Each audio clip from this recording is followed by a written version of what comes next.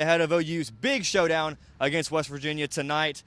Reagan, what are you looking forward to tonight? You know, the rowdy crowd. Yeah. This is about as close as OU can get in their Big 12 schedule to a game like Tennessee as we saw last year. You know, a lot of fans, they love their football. Oh, yeah. It's going to be cold, running the football, rowdy tailgates out here. This is a big showdown between two top teams in the Big 12. Oh, absolutely. And then looking at OU's offense, obviously they have been on fire the past couple of weeks. Now 7-0 in the Big 12. They've got another big showdown tonight. Can go 8-0. I think if they want to do that, I think they have to keep Baker Mayfield protected. They can't let linebackers, even safeties, cornerbacks get in the backfield. They need to keep Baker Mayfield protected. And if they do that, they can get the ball to Dede Westbrook, who Baker Mayfield, Dede Westbrook, it's kind of a toss-up right now between who you want going to New York, maybe for the Heisman ceremony. But if they can just get Dede Westbrook the ball, all Baker Mayfield has to do is just throw it 70 yards, and Dede Westbrook will go find it.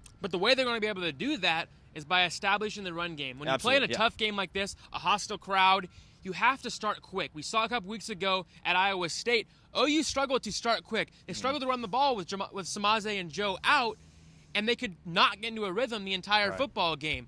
This week, in a game that's a late game like this, a rowdy crowd, they have to establish a run game early, get Joe and Samaje the ball, get them a lot of carries. It will open the door for Mark Andrews, Nick Basquin, Geno Lewis, even Jeff Mead, and then at the end of the day, the big one, Dede Westbrook. Absolutely. That'll do it for us here right now, but we'll be right back with our defensive keys of the game. Guys, back to you in the studio.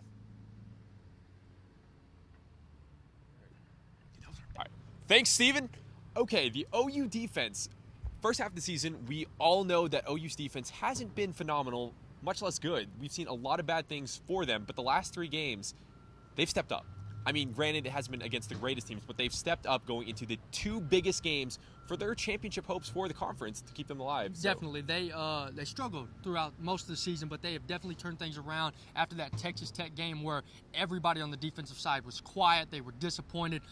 It was a horrific showing, but they turned things around. 2 out of the 3 teams they faced so far, Iowa State, Kansas, weren't great. But against Baylor, they shut down the passing game. They had trouble with the running game, but for the most part, they looked incredible. Funny enough, if you take the 3 yardages combined from Baylor, Iowa State, and Kansas and put it against the Texas Tech, those 3 games would actually be less. It's incredible. So they've actually been playing a lot better. Now, going back to that Texas Tech game, physicality has been the theme for this team ever since then, and we've seen that against Baylor. And do you think they're going to see it again tonight? They're going to have to. OU's defense, especially the line and the front guys in the linebacking core, are going to have to step up. Caleb Kelly has had an increasing in his role, and so Obos finally came back after missing a game, and he's going to have to step up. They're going to have to get to the quarterback. They're going to have to put pressure on Skylar Howard. But another part of the defense that is going to have to be physical and put pressure is that secondary. They play off very far, and against a team like this, you can't do that. You've got to get up. You've got to mess up the timing. And you've got to play a lot more physical ball and not let a lot of mess-ups happen.